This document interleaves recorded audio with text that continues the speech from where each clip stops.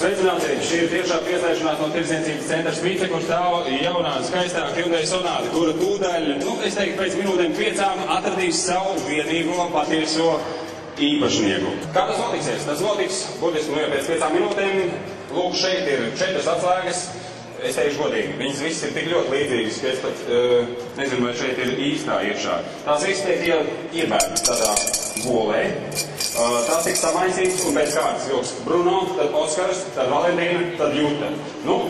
Iepriekšējos gados ir bijis tā, ka pirmie vilcēji ir atstājuši pēdējiem automašīnu. Palūkosimies, kā būs šogad. Bruno gatavs? Vienmēr gatavs. Bruno liek atslēgu slēdzenē, griež. Un nav. Palūkosimies, kā veiksies atlikušajiem mūsu finālistiem. Oskars Kociņš labi iekārtojas, iesēžas, ieliek mašīnas slēdzeni atslēgu un... nav.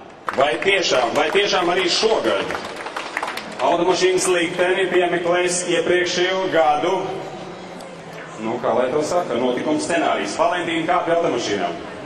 Un... nav. Nevarētu būt. Mēģiniet vēlreiz. Nav. Valentīna griež atslēgu un tā negriežas. Valentīna, vai tiešām visi 3 finālisti ir atstājuši vienīgo īsto atslēgu Jutai? Mēs sakām paldies Valentīnai. Paldies jums, Valentīna. Juta, sameklē slēdzeni.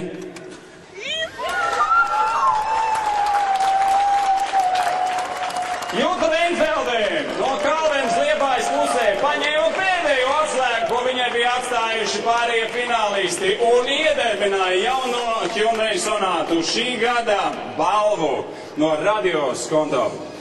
Juta teica, ka braukt viņa nemāk. Kurš tad tagad brauks ar to auto?